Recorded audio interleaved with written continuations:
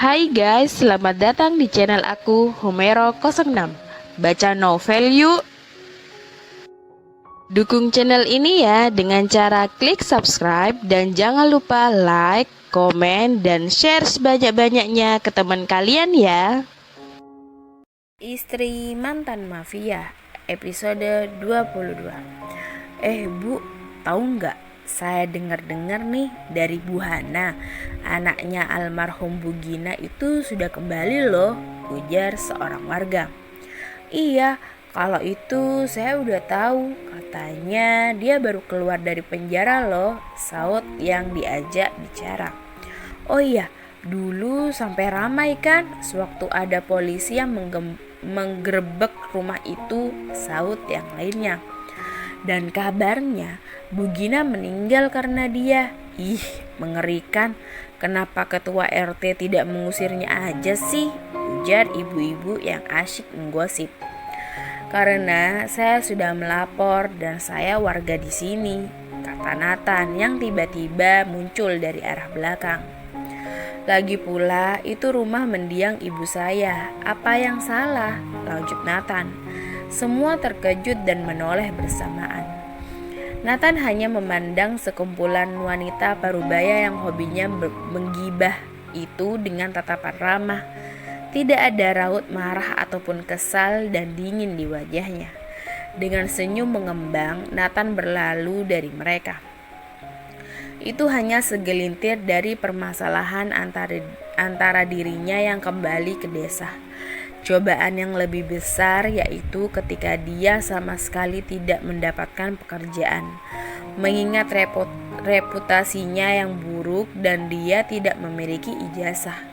Berkali-kali Nathan ditolak dengan kalimat-kalimat yang tidak menyenangkan ketika dia mencoba meminta pekerjaan. Sampai-sampai karena tidak memiliki pemasukan selama hampir sebulan pertama, Nathan hanya makan sebungkus roti sehari dan air mentah yang diambil dari keran di masjid sebelah. Jika beruntung, Nathan bisa membeli sebungkus nasi karena menemukan recehan-recehan di rumahnya. Bajunya juga hanya berganti beberapa hari sekali karena tidak ada asupan air dan tidak mampu membayar. Dia meminta izin pada pengurus masjid untuk meminta seember air seminggu sekali untuk mencuci. Ditambah lagi jika malam tiba, dia haus dan harus bergumul dengan kegelapan yang mencekam dan dinginnya malam yang menggerogoti kulitnya. Listrik tidak menyala dan angin-angin malam menyusup melalui celah-celah jendela kaca yang pecah yang telah ditutupinya dengan koran. Tubuhnya yang kurus ini semakin terlihat jelas tulang belulangnya aja. Benar-benar kondisi yang memprihatinkan. Sisi baiknya, Nathan tidak pernah sekalipun meninggalkan sholat berjamaah di masjid. Beberapa warga memang awalnya merasa heran luar biasa melihat Nathan yang kembali dengan perilaku 180 derajat dari yang dulu. Ditambah lagi Nathan beberapa kali menjadi muazin. Perlahan hati nurani warga desa mulai luluh. Ya, walaupun lebih banyak yang masih sinis padanya. Maka mungkin karena alasan itulah seorang juragan pedagang sapi di desa sebelah merasa kasihan terhadap Nathan dan memberinya sebuah pekerjaan. Jadi kau pernah bekerja sebelumnya? Tanya juragan Toha. Nathan menggelengkan kepalanya. Juga putus sekolah? Tanyanya lagi. Nathan menganggukkan kepalanya. Ku dengar kau sempat bermasalah dengan polisi beberapa tahun yang lalu ya? Pertanyaan yang menghunus langsung masuk ke ulu hati Nathan. Hening sejenak. Nathan bimbang antara diam atau membenarkannya. Jika dia mengangguk, dia dipastikan tidak akan mendapatkan pekerjaan. Siapa sih yang mau bekerja sama dengan mantan terpidana? Setelah menelan ludah, ia menyebut, benar juragan, tapi itu dulu. Sekarang saya sudah bukan Nathan yang pembuat onar. Nathan tidak melanjutkan kalimatnya. Juragan Toha seperti menelanjangi anak muda kurus itu dengan matanya, sepertinya menginterogasi. Kau masih muda tapi harus hidup sebatang kara. Tidak punya pekerjaan, putus sekolah, tidak diterima di masyarakat, dan bertubuh dekil. Juragan Toha menghela nafas pelan. Lalu, kau bisa apa? Tanya Juragan Toha. Lagi-lagi mata Nathan bergerak-gerak liar. Mulutnya setengah terbuka menandakan dia sedang mengobrol dengan otaknya untuk menemukan jawaban dari pertanyaan juragan. Kau bisa apa? Tanya juragan lagi. Saya bisa mencuci, memotong rumput, pekerjaan berat, menyetir mobil, ujar Nathan. Kamu punya SIM? Potong juragan. Dan sekali lagi Nathan mencelos. Dia menggelengkan kepalanya perlahan. Tampak juragan Toha menggosok alis kirinya lalu tersenyum. Ya sudah, tidak apa-apa. Kau akan bekerja di sini. Kau akan membantu Galih untuk mengantar sapi-sapi ini ke tempat tujuan. Mulai besok datanglah pukul 5:30 pagi ke sini. Sebelum diantar, mandikan dulu sapi-sapi itu, tukas juragan. Dan Nathan menganga tak percaya. Dia begitu bersyukur dan memegang tangan juragan dengan semangat mengguncang-guncakannya. Dan benar aja, pagi-pagi sekali dia sudah datang ke peternakan tersebut dan memperkenalkan dirinya. Dan menurut saja ketika beberapa pekerja menyuruhnya mengangkat air, memberi makan atau menggosok si sapi, rasanya lelah sekali. Namun itu belum selesai. Padahal dia hanya memakan setangkup roti sebelum subuh tadi dan berniat untuk berpuasa seperti biasanya. Karena dia tidak memiliki makanan. Dia masih harus ikut Galih mengantar 3 ekor sapi ke kota sebelah. Rasanya sangat luar biasa ketika ia menuntun sapi-sapi menuju mobil pengangkut dengan penuh kesabaran. Akhirnya dia tertidur dalam perjalanan. Galih pun tak protes sama sekali atas hal itu. Beberapa bulan berikutnya Nathan begitu giat dalam bekerja. Meskipun sangat melelahkan, betapa senyumnya melebar mencapai matanya tatkala mendapatkan gaji pertamanya. Betapa bahagianya dia tatkala bisa merasakan daging opor ayam untuk pertama kalinya setelah sekian lamanya tidak memakan makanan yang ia suka. Betapa bahagianya dia tatkala bisa kembali mendapat suplai air dan listrik setelah malam-malam penuh kegelapan dan dingin menggerogoti tubuhnya. Setelah ada kelopak-kelopak mawar yang berhamburan dan mengharumkan hidupnya saat itu, hingga suatu hari Nathan memutuskan untuk datang ke tempat kerja setelah sholat subuh. Dia benar-benar tidak ingin menyia-nyiakan waktunya, atau mungkin aja Nathan orang yang dipilih menjadi skenarionya untuk membongkar suatu kejahatan yang terjadi di peternakan tersebut.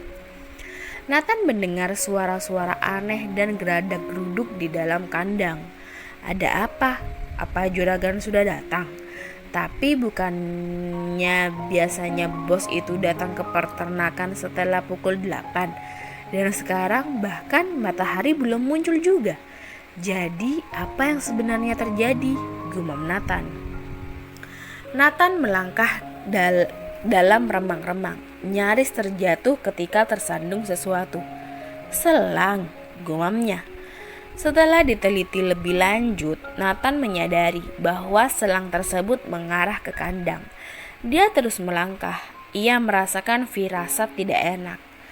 Kalian, apa yang kalian lakukan? Nathan terkejut. Astagfirullah, sedang apa kalian? Pemandangan mengejutkan menyambutnya begitu dia masuk ke kandang.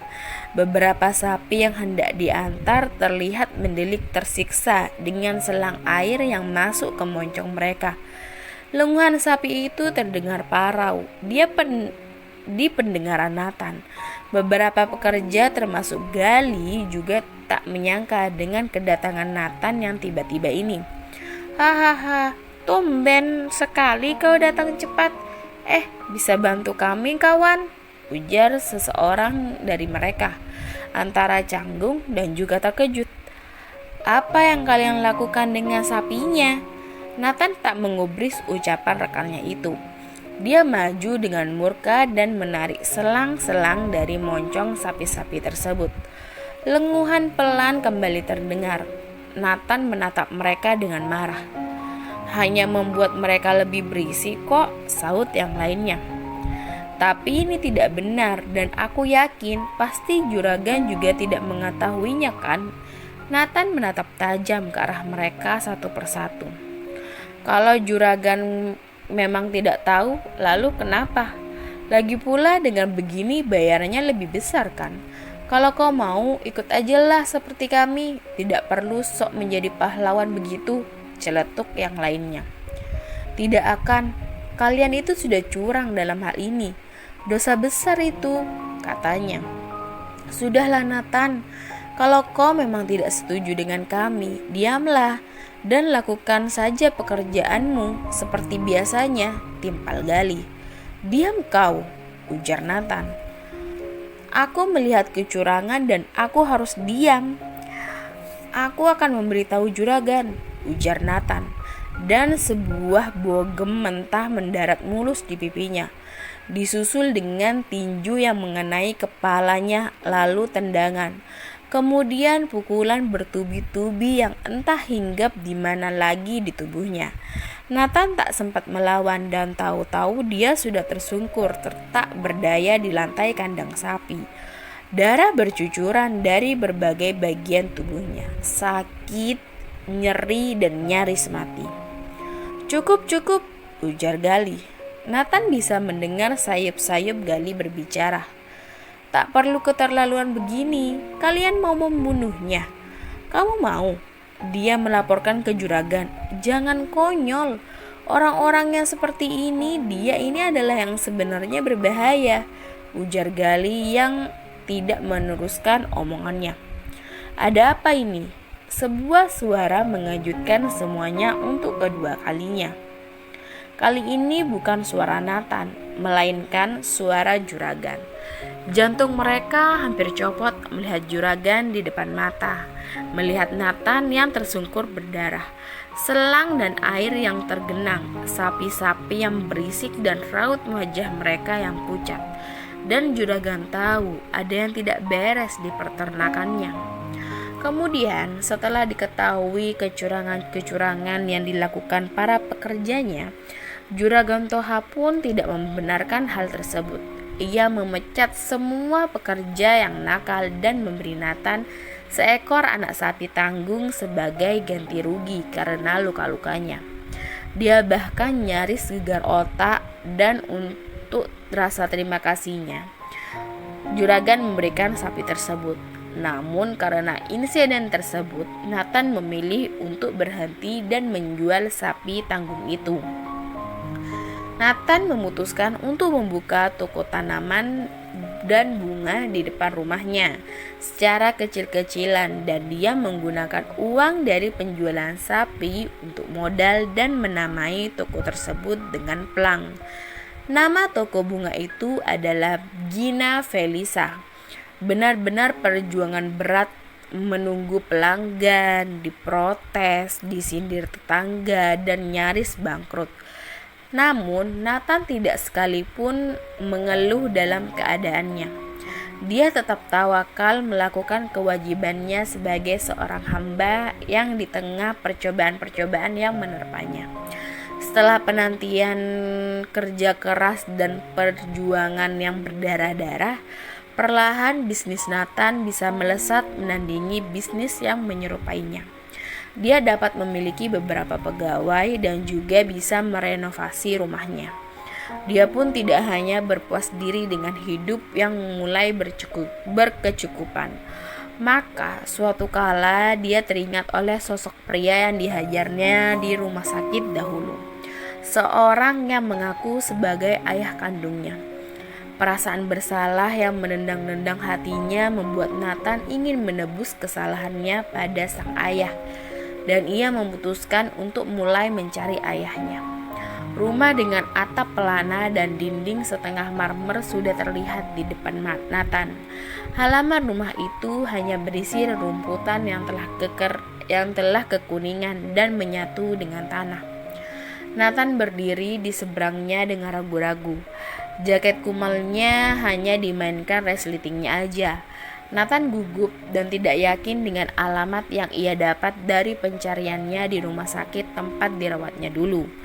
Ia menunggu begitu lama hingga kemudian Nathan melihat seorang pria yang berjalan dengan tongkat dan rambutnya botak turun dari ojek motor, memberikan bayarannya dan masuk ke dalam rumah. Jantung Nathan seakan diremas kuat-kuat dan melorot ke lutut. Nathan pun memberanikan diri. Nathan berjalan ke depan pintu. Ia menelan ludah dan berdiri cukup lama di depan pintu sebelum mengetuk pintu 3 kali. "Siapa?" ujar seorang dari dalam, dan Nathan kenal suara itu. Ini suara Pak Jerry, ayahnya. Maka tanpa menjawab, dia mengetuk pintu lagi. Terdengar suara ketukan tongkat yang beradu dengan lantai dan pintu pun terbuka. "Assalamualaikum." "Siapa?" ujar Pak Jerry. Nathan tercekat. Pak Jerry, ayahnya itu berpenampilan 180 derajat lebih parah dari Nathan yang lihat dulu. Matanya sayu dan mengenakan kacamata tebal. Rambutnya belum memutih namun rontok dan nyaris botak. Lalu luka jahitan di beberapa tempat. Kakinya pincang dan telinganya dipasangi alat bantu dengar. Nathan berusaha menahan air matanya, merasa gelisah dan sangat bersalah. Teringat kebrutalannya ketika menghajar orang tua ini dulu. Gara-gara emosinya, dia menghajar orang tua kandungnya sendiri hingga separah ini. "Aku Nathan Pradipta. Apa ayah ingat aku yang dulu berperilaku tidak baik? Aku kemari untuk..." ujar Nathan terpotong. Nathan kembali tercekat melihat ayahnya yang memandangnya dengan tatapan memicing. Apakah penglihatannya sebegitu parahnya? Tampaknya hidup ayah tidak begitu enak setelah hari itu, gumamnya. Nathan menahan tangisannya dan ayahnya juga terlihat berkaca-kaca. "Dan aku kemari bukan untuk melakukannya lagi. Aku ingin meminta maaf." Sejurus kemudian Nathan melorot ke kaki ayahnya dan menumpahkan air mata di sana. Nathan tidak henti-hentinya bergumam minta maaf terus-menerus. "Bangunlah Nathan, bangun," ujar Pak Jerry yang tak tega juga melihat putranya yang harus berlutut begitu. Ia menarik lengan kurus Nathan dan mengelus rambut lembut yang mirip dengan rambutnya dan memeluknya erat-erat. "Tak perlu minta maaf, ayah yang salah. Ayah tidak pernah benar-benar mencari kalian hingga membuat ibumu meninggal. Ayah yang harusnya minta maaf," ujar Pak Jerry. "Aku benar-benar menyesal dengan kesalahanku yang dulu ya. Aku benar-benar durhaka pada kalian. Sekarang aku memohon kepada ayah agar bersedia tinggal denganku.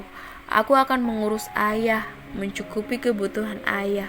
Aku akan mengantar ayah kemanapun, bahkan ke toilet," rengek Nathan seperti anak kecil.